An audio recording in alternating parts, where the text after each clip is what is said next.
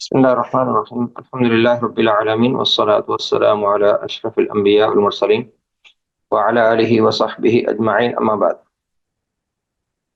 نماز سے متعلق متفرق مسائل آپ لوگوں نے اس سے پہلے پڑھے ہیں۔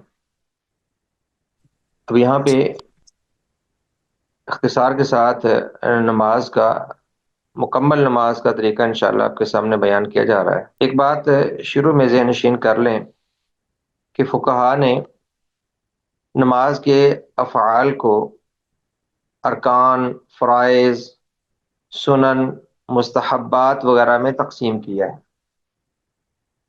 یہ تقسیم فقہا کی احادیث اور قرآن کریم کی آیات کو سامنے رکھتے ہوئے کی گئی ہے۔ اصل میں تمام اعمال وہ اہمیت میں ظاہر ہے کہ ایک جیسے نہیں، تھوڑا بہت فرق آتا ہے، اس لیے فقہا نے یہ تقسیم کی ہے کہ جیسے قیام کی جو حیثیت ہے، جو فرضیت ہے وہ بطور رکن ہونے کے، اسی طرح جو رکوع کی فرضیت ہے بطور رکن ہونے کے، یا سجدے کی اہمیت ہے بطور رکن ہونے کے، ان کو ارکان کہا جاتا ہے۔ یہ اہمیت درمیانے تشہد کی نہیں ہے کہ درمیانے تشہد کے رہ جانے سے، اگر 4 رکعت کوئی پڑھ رہا ہے درمیان میں تشہد رہ گیا، اس کے رہ جانے سے سجدہ سہو کرنے سے اس کی تلافی ہو جاتی ہے، لیکن اگر رکوع یا سجدہ رہ جائے تو سجدہ سہو سے تلافی نہیں ہوتی۔ تو ان شرعی نصوص کو اور دلائل کو دیکھ کر فقہا نے اس طرح تقسیم کی، اور اس تقسیم کا فائدہ یہ ہے کہ انسان کو شعور ہونا چاہیے اور علم ہونا چاہیے کہ میرے کون سے عمل کے رہ جانے سے، سہو رہ جانے سے نماز پہ کیا اثر پڑتا ہے۔ ظاہر ہے کہ عمدن تو کوئی مسلمان کسی سنت یا کسی مستحب کو نہیں چھوڑتا۔ جب نماز پڑھ ہی رہا ہے تو پورے مستحبات اور آداب کے ساتھ ہی ہر مسلمان نماز پڑھنے کی کوشش کرتا ہے، اور کرنی بھی چاہیے۔ عمدن تو کوئی نہیں چھوڑتا، نہ کسی سنت کو، نہ مستحب کو، نہ واجب کو، نہ فرض، نہ رکن کو، لیکن سہون رہ جاتے ہیں۔ تو فقہا کی اس تقسیم کا فائدہ اسی صورت میں ہوتا ہے جب سہو ہو جائے، جب انسان سے بھول ہو جائے اور بھول کر کوئی چیز، نماز کا کوئی عمل رہ جائے، پھر اس کو یہ پتا ہو کہ اس کے ادراک کے لیے، اس کی تلافی کے لیے سجدہ سہو کفایت کرے گا، یا سجدہ سہو کی بھی ضرورت نہیں ہے، یا دوبارہ سے مجھے نماز پڑھنی پڑے گی، یا رکعت کو رپیٹ کرنا پڑے گا۔ یہ فائدہ ہوتا ہے اس تقسیم کو پہچاننے کا۔ باقی اس تقسیم سے قطع نظر نماز پوری طرح ویسے ہی پڑھنی چاہیے جیسے رسول اللہ صلی اللہ علیہ وسلم نے نماز پڑھ کے ہمیں دکھائی۔ جیسے آپ نے فرمایا صلو کما رأیتمونی اصلی، کہ نماز ویسے پڑھو جیسے تم نے مجھے نماز پڑھتے دیکھا۔ آپ نے اپنے صحابہ کرام سے فرمایا تھا۔ ہم نے رسول اللہ صلی اللہ علیہ وسلم کو نہیں دیکھا، وہ خوش قسمت تھے صحابہ کرام جنہوں نے آپ کو دیکھا اور آپ کی صحبت سے وہ فیض یاب ہوئے۔ ہم نے نہیں دیکھا، لیکن صحابہ کرام نے آپ کی احادیث اور آپ کے اقوال، آپ کے افعال، آپ کی سنن ہمارے سامنے اللہ کے فضل سے ہمیں پوری طرح پہنچا دی ہیں، جس سے ہم نماز نبی کرم صلی اللہ علیہ وسلم کے طریقے کے مطابق جیسے آپ نے پڑھی ویسے پڑھ سکتے ہیں۔ اور اللہ کے فضل سے دین کا وہ ذخیرہ جو قابل عمل ہے وہ صحیح احادیث کی صورت میں محفوظ ہے۔ صحیح احادیث کی صورت میں ہمارا دین ہمارے پاس محفوظ ہے۔ ہاں باقی کچھ ضعیف ہیں، لیکن ضعیف سے الگ ہو کر صحیح احادیث کو اگر لیا جائے تو الحمدللہ نماز اور دیگر تمام ارکان اسلام، ارکان ایمان سمجھ آ جاتے ہیں اور عمل کرنا آسان ہوتا ہے۔ تو نماز کا طریقہ کیا ہے، کیسے نماز پڑھنی چاہیے، اور رسول اللہ صلی اللہ علیہ وسلم کی وہ حدیث ہمیشہ سامنے رکھیں جب بھی نماز پڑھنی ہو۔ صلو کما رأیتمونی اصلی، آپ نے فرمایا نماز ویسے پڑھو جیسے تم نے مجھے نماز پڑھتے ہوئے دیکھا، اور احادیث کو پڑھ کر نبی علیہ السلام کی سنن کو، آپ کے احکام کو سیکھ کر نماز پڑھنا یہی مسلمان پر لازم۔ تو نماز کے آغاز میں پہلے نیت کی جاتی ہے، وہ اس پر ہم نے تفصیل سے بیان کیا، اور نماز کے اعمال کا باقاعدہ آغاز تکبیر تحریمہ سے ہوتا ہے۔ پہلی تکبیر اللہ اکبر، اس کو تکبیر تحریمہ کہتے ہیں۔ تو دل سے نیت کرنے کے بعد سب سے پہلے تکبیر کہنی ہوتی ہے، اسے تکبیر تحریمہ کہتے ہیں، کیونکہ اس کے کہنے کے بعد انسان نماز میں داخل ہو جاتا ہے، اور وہ امور بندے پر حرام ہو جاتے ہیں جو نماز سے پہلے جائز ہوتے ہیں، جیسے کلام کرنا، چلنا پھرنا، اپنی مرضی کرنا۔ نماز سے پہلے جن کاموں کا جواز ہوتا ہے تکبیر کہنے کے بعد وہ جائز نہیں رہتے، اس لیے اس کو تکبیر تحریمہ کہتے ہیں۔ اور تکبیر تحریمہ ہی نماز کے آغاز کرنے کے لیے فرض اور لازم ہے، کیونکہ حدیث ہے ان علی رضی اللہ تعالیٰ عنہ قال قال رسول اللہ صلی اللہ علیہ وسلم مفتاح الصلاۃ الطہور وتحریمها التکبیر وتحلیلها التسلیم۔ سیدنا علی رضی اللہ تعالیٰ عنہ بیان کرتے ہیں کہ رسول اللہ صلی اللہ علیہ وسلم نے فرمایا، نماز کی چابی وضو ہے، طہارت، طہور طہارت، یہ لفظ شامل ہے ظاہری و باطنی ہر طہارت کو، کپڑوں کی طہارت کو، بدن کی طہارت کو، اور طہارت صغرا طہارت کبرا، ہر طہارت کو یہ لفظ شامل ہے۔ اور نماز کے آغاز سے پہلے ہر طہارت ہونی چاہیے، انسان طہارت اکبر سے بھی پاک ہو، طہارت حدث اکبر سے پاک ہو، حدث اصغر سے پاک ہو، یعنی با وضو ہو، اور غسل کی ضرورت ہے تو پہلے سے غسل کر چکا ہو، کپڑے صاف ہوں، جگہ صاف ہوں، جسم صاف ہو۔ اس لیے آپ نے طہور کا لفظ بولا جو ہر طہارت کو شامل ہو جاتا ہے۔ تو نماز کی چابی طہور یعنی طہارت، وضو وغیرہ ہے، بتحریم و تکبیر، اور نماز کا آغاز اللہ اکبر سے ہوتا ہے۔ نماز دیگر امور کو حرام کر دیتی ہے اللہ اکبر کہنے سے۔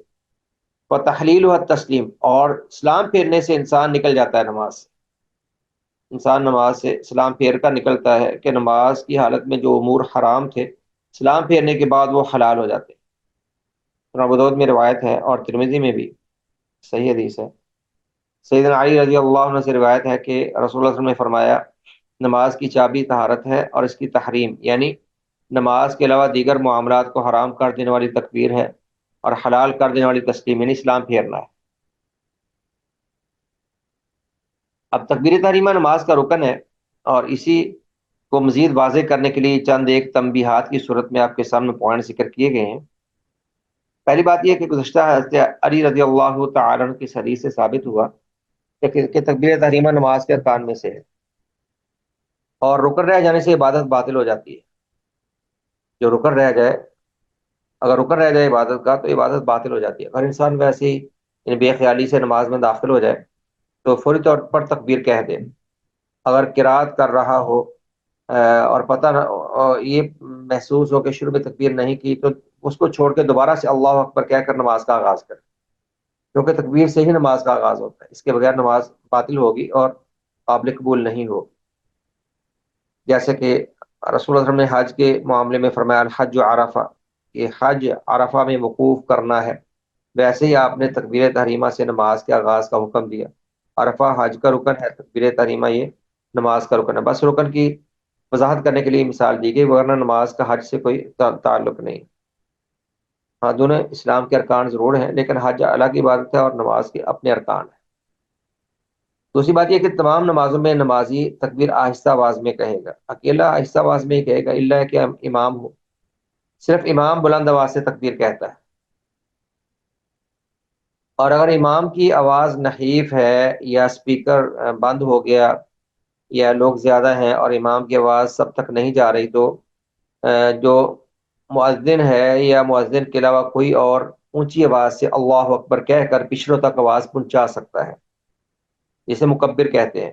مؤذن کے لیے جائز ہے کہ وہ بوقت ضرورت لوگوں تک امام کی تکبیر پہنچائے، خصوصاً جب لوگ زیادہ ہوں اور اسپیکر وغیرہ کا انتظام بھی نہ ہو اور امام بیمار یا کمزور، اس کی آواز اگر نمازیں تک نہیں پہنچتی تو مؤذن یا کوئی بھی شخص وہ بلند آواز سے لوگوں تک تکبیر کی آواز پہنچا سکتا ہے۔ جیسے نبی اسلام نے جب آپ نے آخری مرض میں کچھ نمازیں پڑھائی ہیں تو ایک نماز میں آپ بیٹھے امامت کروا رہے تھے، ابو بکر آپ کے پاس کھڑے آپ کی تکبیر لوگوں تک پہنچا رہے تھے، اونچی آواز سے تکبیر کہتے تھے، کیونکہ نبی مکرم صلی اللہ علیہ وسلم کی آواز نحیف تھی اور آپ کی آواز سب تک نہیں پہنچ پا رہی۔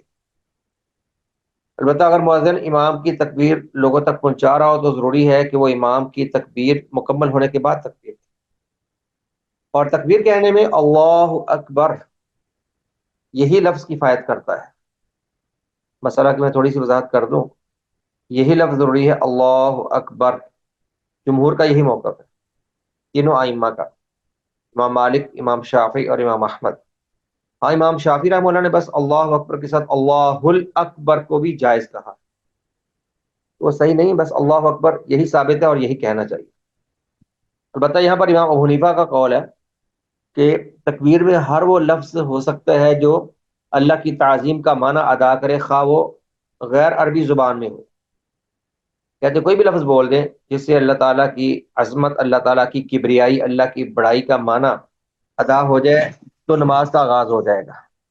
خواہ فارسی میں کہہ لو، اردو میں کہہ لو، اپنی زبان پنجابی، کسی بھی زبان میں، تو عربی زبان کے ساتھ تکبیر کو لازم نہیں کہتے ہیں رکن نہیں ہے، اس کو رکن نہیں مانتے۔ کہتے ہیں رکن بس اتنا ہی ہے کہ آپ کسی بھی زبان میں بس اللہ کی بڑائی کے الفاظ ادا کر دیں۔ عجیب سا موقف ہے، اس کے پیچھے کوئی دلیل بھی نہیں ہے، اور سب سے الگ تھلگ اور شاذ سا موقف ہے۔ خیر، امام حنیفہ کا اور حناف کا یہ موقف ہے کہ وہ تکبیر کو اللہ اکبر کے ساتھ ادا کرنا لازم نہیں سمجھتے، بلکہ کوئی بھی لفظ جو اللہ کی کبریائی، اللہ کی عظمت پر دلیل ہو، ہاں کسی بھی زبان میں ہو، کہتے وہ کفایت کرے گا اور اس سے نماز کا آغاز ہو سکتا ہے۔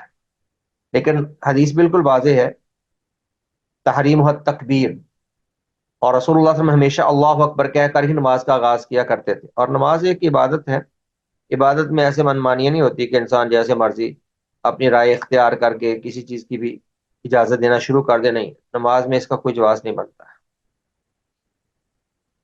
تکبیر کہتے ہوئے رفع الیدین کرنا، تکبیر تحریمہ کے دوران اس کے وقت رفع الیدین کرنا، اپنے ہاتھوں کو کھلی انگلیوں سمیت تکبیر کے ساتھ یا اس سے قبل یا اس کے بعد، تینوں طریقوں سنت میں ثابت ہے۔ کندھوں کے برابر اور بسا اوقات کانوں کے کنارے تک اٹھانا، یہ رسول اللہ صلی اللہ علیہ وسلم کی سنت ہے۔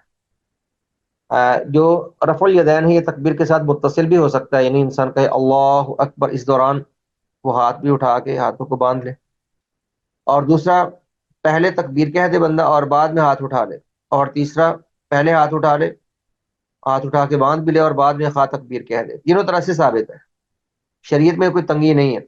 بس شروع میں تکبیر کہنی ہاتھوں کے ساتھ کہہ دیں، یا پہلے کہہ دیں یا بعد کہہ دیں، انشاءاللہ تینوں طرح ہی ثابت ہے اور یہ جائز ہے۔ اور یہ رفع الیدین کرنا یہ کئی ایک حدیث میں ہے، اور نماز کے آغاز میں رفع الیدین کرنے پر تو سب کا اتفاق، نماز کے آغاز میں ہاتھوں کو بلند کرنا اپنے کانوں تک یا اپنے کندھوں تک، اس پہ سب کا اتفاق، اس میں کوئی بھی اختلاف نہیں کرتا۔ اور حدیث بے شمار ہے صحیح بخاری مسلم میں، جیسے عبداللہ بن عمر رضی اللہ تعالیٰ عنہ کی معروف روایت ہے کہ کان رسول اللہ صلی اللہ علیہ وسلم یرفع یدیہ حذو منکبیہ اذا افتتح الصلاۃ واذا کبر للرکوع واذا رفع رأسه من الرکوع، کہ نبی مکرم صلی اللہ علیہ وسلم اپنے ہاتھوں کو بلند کیا کرتے، رفع الیدین کیا کرتے تھے جب آپ نماز کا آغاز کرتے اور جب آپ رکوع میں جاتے یا رکوع سے سر اٹھاتے۔ تعجب کی بات ہے کہ ایک ہی حدیث میں تینوں مقام پر رفع الیدین کرنے کا ذکر آتا ہے، لیکن احناف اور کئی فقہا وہ صرف شروع نماز میں رفع الیدین کے قائل ہیں اور دیگر جگہوں پر قائل نہیں۔ بعض عبداللہ بن مسعود کی احادیث یعنی ضعیف سی احادیث ہیں اور کوئی اتنی قابل حجت نہیں ہے، ان کو دلیل بنا کر باقی جگہوں پر انکار کر دیتے ہیں، حالانکہ ایک ہی حدیث میں تینوں جگہوں پر رفع الیدین کا تذکرہ اور بیان آتا ہے۔ تو خیر، تکبیر کے ساتھ ہاتھوں کو اٹھانا اس پہ سب کا اتفاق ہے اور اس پر کئی ایک احادیث ہے۔ ہاتھوں کو اٹھانا ہے کانوں کے برابر یا کندھوں کے برابر، اور انگوٹھوں کو کانوں کے اندر داخل کرنا یا انگوٹھوں سے کانوں کو چھونا جس طرح کئی لوگ کرتے ہیں، اس کا کوئی ثبوت نہیں، اس بارے میں کوئی حدیث نہیں کہ انگوٹھے کانوں کو لگائے جائیں جس طرح کئی لوگ کرتے ہیں۔ تو انگوٹھے کانوں کو نہیں لگانے، بس سیدھے ہاتھ اٹھانے ہیں، سیدھے ہاتھ اٹھائیں، وہ کندھوں سے کانوں کے برابر تک کہیں بھی اٹھ سکتے ہیں، کانوں سے بلند نہ اور کندھوں سے نیچے نہ ہو۔ تنبیہ میں یہ لکھا ہے کہ انگوٹھے سے کانوں کی لو کہتے ہیں جو نچلا حصہ ہوتا ہے جس میں عورت زیور پہنتی ہے، اس کو چھونے کے بارے میں کوئی بھی حدیث صحیح ثابت نہیں۔ اب تکبیر کے ساتھ رفع الیدین کہنے کے بعد ہاتھوں کو باندھنا ہوتا ہے، ہاتھوں کو باندھنا، تکبیر تحریمہ کے بعد اپنے دائیں ہاتھ کو بائیں ہاتھ پر رکھنا نبی علیہ السلام کی سنت اور آپ کا طریقہ ہے، اور رسول اللہ صلی اللہ علیہ وسلم نے صحابہ کرام رضوان اللہ علیہم اجمعین کو اس کا حکم بھی دیا ہے، لہذا ہاتھوں کو کھلا چھوڑنا جائز نہیں بلکہ باندھنا چاہیے۔ ہاتھوں کو باندھنا بھی آپ کی سنت ہے اور آپ نے اس کی تعلیم دی ہے۔ دائیں ہاتھ کو بائیں ہاتھ کی ہتھیلی، کلائی اور بازو تینوں میں سے کسی بھی جگہ رکھنا سنت رسول صلی اللہ علیہ وسلم میں سے ہے۔ ویسے یادہ الیمنی علی یادہ الیسریٰ کا ذکر آتا ہے، دائیں بازو کو دائیں بازو پر باندھنا، اور اس سے پہلے بھی میں نے ذکر کیا اور حدیث میں ذکر ہے کہ رسول اللہ صلی اللہ علیہ وسلم اپنے دائیں ید کو بائیں ید پر رکھتے تھے، اور ید کا اطلاق ہاتھ اور ہاتھ کے اور کلائی کے درمیانی جوڑ اور کلائی تینوں پر ہوتا ہے۔ تو ہاتھ پر ہاتھ رکھ لیں یا جوڑ پہ رکھ لیں یا اس کے بعد کلائی پر ہاتھ رکھ لیں، تینوں طرف باندھنے میں کوئی حرج نہیں، جائز ہے اور رسول اللہ صلی اللہ علیہ وسلم سے ثابت ہے۔ البتہ جو تفصیل ملتی ہے ہمیں ایک حدیث میں، مفصل حدیث جو ملتی ہے کہ رسول اللہ صلی اللہ علیہ وسلم اپنے ہاتھ کو اپنے بائیں ہاتھ کی پشت پر اور جوڑ پر اور کلائی تینوں پر آپ رکھتے تھے، یعنی ہاتھ کو پھیلائیں، تھوڑا سا حصہ وہ بائیں ہاتھ کی پشت پر آئے اور تھوڑا سا جوڑ پہ اور تھوڑا سا کلائی پہ آئے، یوں ہاتھ باندھنا یہ ہاتھ باندھنے کا بہتر اور مستحب طریقہ ہے۔ حدیث میں کف، رسغ اور سائد کے الفاظ ہیں جن کی وضاحت ذیل میں تصویر میں دیکھی جا سکتی، نیچے تصویر لکھی ہے۔ کف کہتے ہیں ہتھیلی کو، اور رسغ کہتے ہیں جوڑ کو، کلائی اور ہتھیلی کے درمیان جو جوڑ ہے اس کو رسغ کہتے ہیں، رسغ، اور سائد کلائی کو کہتے ہیں۔ اس سب پر ید کا اطلاق ہوتا ہے، عربی میں ید کا اطلاق سب پہ ہوتا ہے، اور اگر الگ الگ کرنا ہو تو ہاتھ کو، ہتھیلی کو کف کہتے ہیں، رسغ ہتھیلی اور بازو کے درمیان، ہتھیلی اور کلائی کے درمیانی جوڑ کو کہتے ہیں، اور سائد کلائی کو کہتے ہیں۔ اس کی وضاحت آپ کے سامنے ہے، یہ دیکھ لیجئے، ہاتھ کے اجزاء کی وضاحت، یہ وضاحت آپ کے سامنے ہے، انگلیوں کے نام بھی لکھے ہیں۔ یہ سائد ہے سب سے پہلے، کلائی، کلائی کے بعد ہے رسغ، رسغ کہتے ہیں یہ جوڑ، کلائی اور ہاتھ کے درمیانی جوڑ کو رسغ کہتے ہیں، اور کف یہ ہتھیلی کو کہتے ہیں۔ اور کف کی پھر دو حیثیتیں ہیں، ایک ہوتا ہے باطن الکف، ایک ہوتا ہے ظاہر الکف۔ باطن الکف ہتھیلی کا اندرونی حصہ جو ہاتھ کا اندرونی حصہ ہے، اور ظاہر الکف ہتھیلی کی پشت کو کہتے ہیں جو اوپر کا حصہ ہے نا، اس کو ظاہر الکف کہتے ہیں۔ اور اس کف کے ساتھ پھر 5 انگلیاں جڑی ہوئی ہیں، 5 انگلیاں آپ کے سامنے ہیں۔ چھوٹی انگلی کو خنصر کہتے ہیں، الخنصر، اور اس کے بعد والی کو بنصر، اور درمیانی کو الوسطی، اور شہادت کی انگلی کو سباحہ بھی کہتے ہیں، سبابہ بھی کہتے ہیں، اور ابہام انگوٹھے کو کہتے ہیں۔ یہ ہاتھ کے اجزاء ہیں جی۔ اب ان ہاتھ کے اجزاء میں سے رسول اللہ صلی اللہ علیہ وسلم جو ہاتھ باندھا کرتے تھے، آپ کا دایاں ہاتھ بائیں ہاتھ کی پشت پر اور کچھ رسغ پر اور کچھ سائد پر ہوتا تھا۔ یہ ہاتھ باندھنے کا مستحب طریقہ ہے، یہ چیز آپ کے سامنے ہے۔ اور دونوں ہاتھ سینے پر باندھنا ثابت ہے، اس میں مرد و عورت برابر ہے، سینے پر ہاتھ باندھ۔ اس بارے میں صحیح ابن حبان اور صحیح ابن خزیمہ میں حدیث موجود ہے کہ کان رسول اللہ صلی اللہ علیہ وسلم یدہ الیمنی علی یدہ الیسری علی صدرہ، صحیح ابن خزیمہ میں روایت صحیح موجود ہے کہ آپ دائیں ہاتھ کو بائیں ہاتھ پہ اپنے سینے پہ آپ باندھا کرتے تھے۔ اور مرد و عورت سب کے لیے طریقہ نماز ایک ہی ہے۔ یہ حنفی فرق کرتے ہیں، مرد کو وہ زیر ناف ہاتھ باندھنے کا کہتے ہیں اور عورت کو سینے پہ باندھنے کا کہتے ہیں، پتہ نہیں کہاں سے انہوں نے تقسیم دی ہے۔ یہ حدیث میں کسی میں بھی ایسی تقسیم نہیں ہے کہ عورت وہ سینے پہ باندھے اور مرد زیر ناف باندھے، اور زیر ناف باندھنے کی چند حدیثیں ساری کی ساری ضعیف ہیں، زیر ناف باندھنے کی کوئی حدیث بھی ثابت نہیں ہے۔ سینے پر باندھنا ثابت ہے، تو مرد و عورت سب وہ سینے پہ باندھیں گے۔ کہ لکھا ہے تنبیہ میں کہ سینہ کے علاوہ کسی اور جگہ ہاتھ باندھنے کے بارے میں جتنی بھی روایات ہیں یا تو وہ ضعیف ہیں یا پھر بے اصل ہیں، یعنی باطل، بے اصل بنے باطل ہیں، بالکل ضعیف اور ناکارہ اور موضوع قسم کی ہے۔ تو سنت طریقہ یہی ہے کہ ہاتھ کو سینے پر باندھا جائے، اور سینے کے علاوہ میں نے کہا کہ کہیں اور ہاتھ کو باندھنا زیر ناف یا سینے سے نیچے جا کر، اس بارے میں کوئی حدیث ثابت نہیں ہے، تو سنت طریقے پر ہی عمل کرنا چاہیے جی۔ نماز کے طریقہ میں سے مزید اس کو آگے کنٹینیو کرتے ہیں انشاءاللہ۔ نماز کے آغاز سے لے کر آخر تک نماز میں خشوع خضوع کا ہونا یہ نماز کی روح ہے۔ نماز کی روح ہے کہ انسان نماز میں ہو تو پوری للہیت کے ساتھ اور اللہ تعالیٰ کے سامنے عاجز اور منکسر بندہ بن کے کھڑا ہو۔ خشوع خضوع یہ عربی کے الفاظ ہیں، عاجزی اور انکساری کو کہتے ہیں۔ انسان یعنی جھک کر اللہ کے سامنے وہ پہلے کھڑا ہوتا ہے۔ اللہ تعالیٰ نے نماز کا انداز ایسا رکھا ہے، انسان پہلے اپنے پروردگار کے سامنے کھڑا ہوتا ہے، بادب کھڑا ہوتا ہے، پھر جھکتا ہے رکوع میں، اور پھر سجدے میں جا کر پوری طرح اپنی ذات کو مٹا کر خود کو خاک میں ملا دیتا ہے، اور اللہ کے سامنے انتہا درجے کی عاجزی اور منکسر المزاج اللہ کی عبودیت اور بندگی کا ثبوت دیتا ہے۔ یہ نماز کی روح ہے۔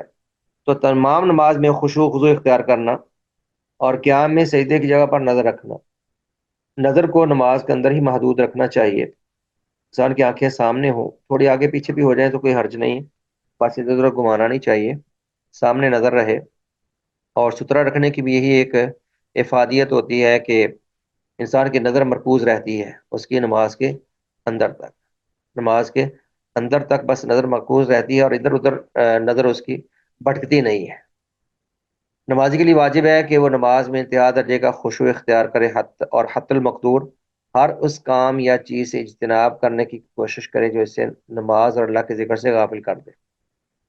نقش و نگار جو نماز سے غافل کرے، ویسے چیزوں کے سامنے نماز نہ پڑھے اور ایسا لباس نہ پہنے جس میں نماز پڑھنا مشکل ہو جائے، اور انسان لباس کو ہی بچاتا رہے یا اسی کی حفاظت کرتا رہے اور اسی کی طرف اس کا دھیان لگا رہے۔ اور ہر ایسی چیز سے دور ہونا ضروری ہے حالت نماز میں جس چیز کے ساتھ انسان غافل ہو سکتا ہے، جس طرح اگر کھانا سامنے ہو اور انسان کو بھوک لگی ہو تو پہلے کھانا کھا لے، جیسے نبی علیہ السلام نے فرمایا اذا وضع العشاء وقام الصلاۃ فابدؤوا به قبل ان تصلوا المغرب، کہ جب سامنے کھانا ہو تو نماز سے پہلے کھانا کھا لو جبکہ بھوک بندے کو لگی ہو، اور اگر شدید بھوک کی حالت میں نماز پڑھے گا انسان تو پھر کیا نماز پڑھے گا، اگر کھانے میں تاخیر ہے پھر نماز پڑھ لے۔ اسی طرح اگر انسان کو قضاء حاجت انسانی بشری تقاضا ہے، اگر اس کی ضرورت ہے تو اس کی حالت میں انسان نماز میں رہے گا تو کیا نماز میں ہوگا، وہ پھر اس کو نماز پڑھ کے نکلنے کی جلدی ہوگی۔ تو اس وقت تک انسان نماز نہ پڑھے جب تک کہ ان تمام عوارض سے پوری طرح فارغ نہ ہو جائے جو کسی بھی طرح سے انسان کی نماز میں خلل ڈال سکتی ہے۔ اور نماز کی روح اور ہر عبادت کی روح، جیسے رسول اللہ نے فرمایا ہے، احسان کی تعریف کرتے ہوئے فرمایا الاحسان ان تعبد اللہ کانک تراہ فان لم تکن تراہ فانہ یراک۔ احسان یعنی عبادت میں خوبی کا طریقہ یہ ہے اور خوبی کی روح یہ ہے کہ انسان عبادت یوں کرے جیسے اپنے رب کو سامنے دیکھ رہا ہے۔ یہ تصور ممکن نہیں تو کم از کم اتنا تصور باندھے رکھے، اس تصور کو مضبوط رکھے کہ میرا اللہ مجھے دیکھ رہا ہے، اللہ دیکھ رہا ہے اور میں اللہ کے حضور میں نماز پڑھ رہا ہوں، اور اللہ کی نظر ہے میری ہر ایک حرکت پر، میری ہر ایک اٹھنے بیٹھنے پر اور ہر ادا پر۔ اگر یہ بھی انسان کا تصور مضبوط رہے تو نماز میں خشوع و خضوع آ جاتا ہے۔ اس لیے یہ نماز کی روح ہے اور اس کے بغیر نماز بے لا یعنی ہو کے رہ جاتی ہے۔ اور یہ خشوع و خضوع کے منافی ہے کہ انسان دائیں بائیں جھانکنے کی کوشش کرے یا ادھر ادھر اس کی نظریں رہیں یا ادھر ادھر اس کے کان لگے رہیں۔ یہ نماز کے مکروہات میں سے پیچھے آپ پڑ چکے ہیں کہ پیچھے مڑ کر دیکھنا یا نظریں گھمانا، اسے نبی علیہ السلام نے اختلاس قرار دیا جس سے شیطان بندے کی نماز کو اچکتا ہے۔ جی، تو نماز کے طریقے کی ہم بات کر رہے تھے، تو ہاتھ باندھنے کے بعد پھر دعا استفتاح پڑھی جاتی ہے۔ استفتاح کہتے ہیں نماز کے آغاز میں دعا پڑھتے ہیں۔ نماز کا آغاز تکبیر تحریمہ کے بعد ادعیہ استفتاح میں سے کسی ایک دعا سے کیا جاتا ہے۔ کئی ایک دعائیں ہیں۔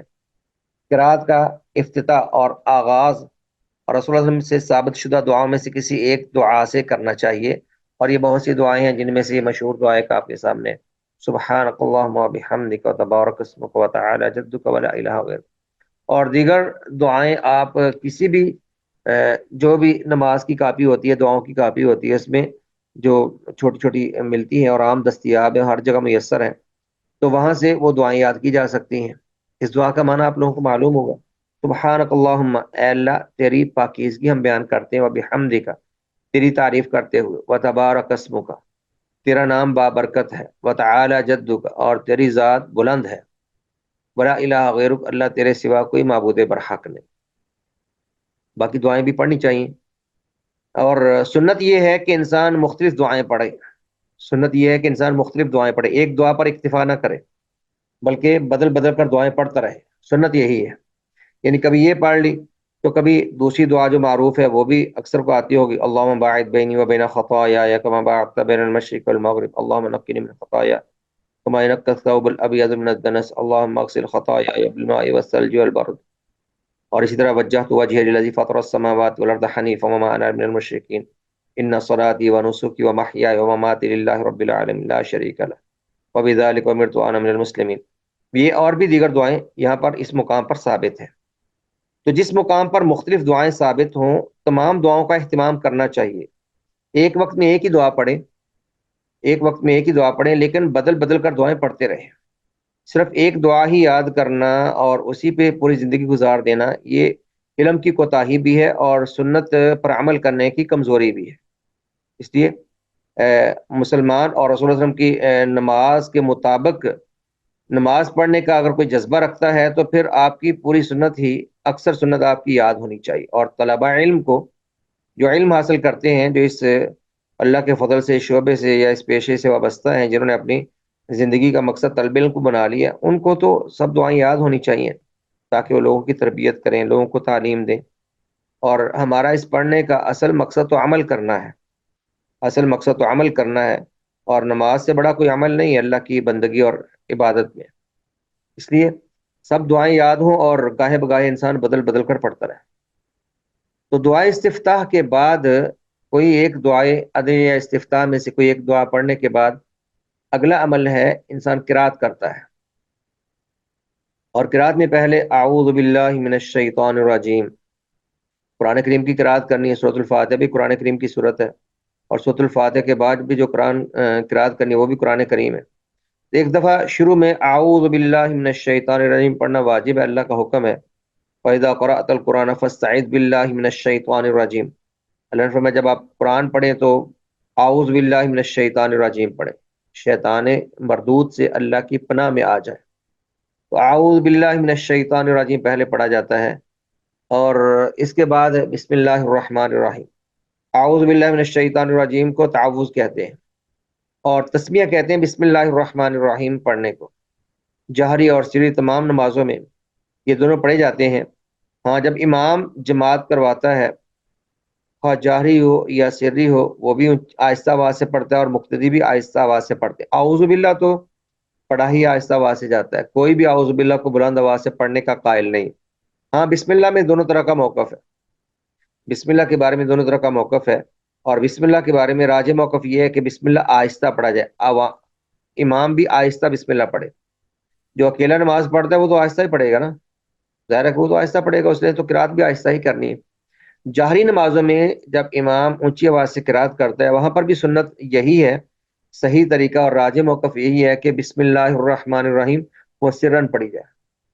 اس لیے ادھر یہی لکھا ہے کہ تعوذ و تسمیہ یعنی اعوذ باللہ اور بسم اللہ جہری اور سری ہر دو طرح کی نمازوں میں سری ہی پڑھے گا.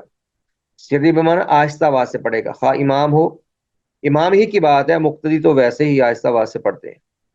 امام ہی کی بات ہے، امام بھی آہستہ آواز سے ہی پڑھے گا، یہی رسول اللہ صلی اللہ علیہ وسلم کی سنت ہے. تو آہستہ آواز سے اعوذ باللہ من الشیطان الرجیم بسم اللہ الرحمن الرحیم پڑھنے کے بعد سورۃ الفاتحہ ہے. اگر جہری نماز ہے تو امام بلند آواز سے پڑھتا ہے، باقی تو آہستہ آواز سے ہی پڑھتے ہیں. سری نمازوں میں امام بھی آہستہ پڑھتا ہے، اور باقی ہر نماز میں جو منفرد نماز پڑھے وہ آہستہ آواز سے ہی پڑھتے ہیں. اور سورۃ الفاتحہ پڑھنا نماز کا رکن ہے، سورۃ الفاتحہ پڑھنا نماز کا رکن ہے، اس کے بغیر نماز نہیں ہوتی، اور اسے یاد کرنا ضروری ہے. یہ جمہور علماء کرام کا موقف اور پیچھے آپ اس پر وضاحت پڑھ چکے ہیں. سورۃ الفاتحہ کے بغیر نماز نہیں ہوتی. لا صلاۃ لمن لم یقرأ بفاتحۃ الکتاب، رسول اللہ نے واضح فرمایا جو سورۃ الفاتحہ نہیں پڑھتا اس کی نماز نہیں ہوتی. سورۃ الفاتحہ سے پہلے جو بسم اللہ پڑھی جاتی ہے اس کے بارے میں تھوڑا سا علماء کا اختلاف ہے کہ یہ بسم اللہ سورۃ الفاتحہ کا حصہ ہے یا نہیں. اس کی میں تھوڑی سی وضاحت کر دیتا ہوں. ویسے آپ ایک بات سمجھیں کہ بسم اللہ الرحمن الرحیم یہ تمام صورتوں میں علماء نے اس کو مستقل ایک آیت قرار دیا ہے جو دو صورتوں کے درمیان فصل کرنے کے لیے پڑھی جاتی ہے. جب دوسری صورت شروع کرنی ہو، پہلی صورت ختم ہو جائے، نئی صورت شروع کرنی ہو تو پھر بسم اللہ الرحمن الرحیم یہ پڑھنا لازم ہے. ویسے جب قرآن کریم کی قرات کریں تو اعوذ باللہ پڑھنا تو لازم ہے. اعوذ باللہ من الشیطان الرجیم پڑھنے کے بعد اگر آپ نے صورت شروع کرنی ہے تو تب بسم اللہ الرحمن الرحیم پڑھنا لازم ہے، اور اگر آپ نے سورہ شروع نہیں کرنی تو پھر بسم اللہ الرحمن الرحیم پڑھنا مستحب ہے. بس اعوذ باللہ من الشیطان الرجیم پڑھنے کے بعد قرآن کریم کی قرات کی جا سکتی ہے. ہاں اگر سورت کا آغاز کرنا ہے تو پھر بسم اللہ الرحمن الرحیم لازماً پڑھیں. تو باقی تمام قرآن کریم کی صورتوں سے پہلے بسم اللہ الرحمن الرحیم پڑھی جاتی ہے، لیکن یہ کسی بھی صورت کا حصہ نہیں ہے، بس سورۃ النمل کے اندر آتی ہے تو اس کا تو حصہ ہی ہے، جو اللہ نے فرمایا انہ من سلیمان و انہ بسم اللہ الرحمن الرحیم، سورۃ النمل کا حصہ ہے یہ، باقی صورتوں میں یہ کسی بھی صورت کا حصہ نہیں۔ بسم اللہ الرحمن الرحیم یہ سورۃ الفاتحہ کا حصہ ہے کہ نہیں، اس میں تھوڑا سا اختلاف ہے۔ بعض علماء کا خیال ہے کہ جیسے امام شافعی کا موقف ہے کہ بسم اللہ الرحمن الرحیم سورۃ الفاتحہ کا حصہ ہے، کہتے ہیں سورۃ الفاتحہ کی ایک آیت ہے، پہلی آیت ہے بسم اللہ الرحمن الرحیم، دوسری آیت ہے الحمدللہ رب العالمین۔ کہتے ہیں اگر سورۃ الفاتحہ بسم اللہ الرحمن الرحیم کو سورۃ الفاتحہ کا حصہ مانے تبھی 7 آیتیں بنتی ہیں، وگرنہ 7 آیتیں نہیں بنتی۔ آپ آیتیں شمار کر کے دیکھ لیں، بسم اللہ الرحمن الرحیم ایک آیت، الحمدللہ رب العالمین دوسری آیت، الرحمن الرحیم تیسری آیت، مالک یوم الدین چوتھی آیت، ایاک نعبد و ایاک نستعین یہ پانچویں آیت، اہدنا الصراط المستقیم یہ چھٹی آیت۔ اس کے بعد ایک ہی آیت بچتی ہے صراط الذین انعمت علیہم غیر المغضوب علیہم ولا الضالین آمین۔ اور سورۃ الفاتحہ کو رسول اللہ صلی اللہ علیہ وسلم نے سبع المثانی قرار دیا ہے کہ 7 آیات ہیں جو بار بار پڑھی جاتی ہیں۔ امام شافعی رحمہ اللہ کا موقف ہے کہ اگر ہم سورۃ الفاتحہ کو اگر بسم اللہ الرحمن الرحیم کو سورۃ الفاتحہ کا حصہ اور پہلی آیت قرار دیں گے تبھی 7 آیتیں بنتی ہیں، جبکہ جمہور کا موقف ہے کہ یہ سورۃ الفاتحہ کا حصہ نہیں ہے، یہ سورۃ الفاتحہ کا حصہ نہیں ہے، بلکہ یہ باقی آیات کی طرح مستقل آیت ہے۔ تو پھر وہ 7 آیتیں کیسے بناتے ہیں؟ غیر المغضوب علیہم سے پہلے جو ہے نا صراط الذین انعمت علیہم اس پر وقف کرتے ہیں، اس کو الگ کر دیتے ہیں، یہ الگ آیت ہے، اور غیر المغضوب علیہم ولا الضالین اس کو الگ آیت بنا کر 7 آیتیں پوری کرتے ہیں۔ تو دونوں طرح کا موقع موجود ہے۔ خیر جیسے بھی ہو، بسم اللہ الرحمن الرحیم سورۃ الفاتحہ سے پہلے یہ پڑھنا لازم ہے، نبی الاسلام نے ہمیشہ پڑھی ہے، اور آپ نے ویسے سرن پڑھی ہے، یہ سورۃ الفاتحہ کا حصہ نہیں ہے، اسی لیے آپ نے اس کو سرن پڑھا ہے۔ تو آپ کے سرن یعنی آہستہ آواز میں پڑھنے سے بھی اس موقف کو تقویت ملتی ہے کہ بسم اللہ الرحمن الرحیم سورۃ الفاتحہ کا حصہ نہیں ہے، کیونکہ اگر حصہ ہوتی تو پھر یہ تو نہیں ہو سکتا کہ ایک آیت آہستہ پڑھیں اور باقی 6 آیتیں اونچی آواز سے پڑھیں۔ اگر سورۃ الفاتحہ کا حصہ ہوتی تو آپ پوری ہی یا آہستہ پڑھیں یا اونچی آواز سے پڑھیں۔ جب آپ جہری نمازوں میں بھی سورۃ الفاتحہ اونچی آواز سے پڑھتے تھے اور بسم اللہ الرحمن الرحیم آہستہ پڑھتے تھے تو معلوم ہوا کہ بسم اللہ سورۃ الفاتحہ کا حصہ نہیں ہے، لیکن پڑھنا بہرحال لازم ہے۔ جی، سورۃ الفاتحہ پڑھنا نماز کا رکن ہے، کیونکہ آپ نے اس کے بغیر نماز کی نفی کی، لا صلاۃ لمن لم یقرأ بفاتحۃ الکتاب۔ احناف کے منفرد کے لیے سورۃ الفاتحہ پڑھنا کا واجب بھی بعض کا موقف ہے، فرض یا رکن نہیں کہتے کہ اس کے نہ پڑھنے سے ان کے یہاں نماز باطل ہو جائے، کہتے ہیں اس کے چھوڑ دینے سے نماز باطل نہیں ہوتی۔ یہ پہلے میں نے وضاحت کی تھی کہ وہ مطلقاً قرات کو لازم کہتے ہیں، فقرأوا ما تیسر من القرآن کی صورت میں کہتے ہیں کہ قرآن کریم کی کہیں سے بھی قرات کرنا یہ نماز کا رکن ہے۔ سورۃ الفاتحہ پڑھنا وہ بعض مستحب کہتے ہیں اور بعض واجب کہہ دیتے ہیں، ایسا واجب کہ جس کے بغیر نماز میں کوئی خلل نہیں آتا، اور بہرحال اس کو وہ لازم قرار نہیں دیتے۔ وہ کہتے ہیں کہ قرآن کریم کی کوئی بھی آیت یا سورت پڑھنا فرض ہے، لیکن فاتحہ پڑھنا فرض نہیں ہے بلکہ واجب کو وہ فرض سے چھوٹا درجہ دیتے ہیں کہ جس کو چھوڑنے سے نماز باطل نہیں ہوتی۔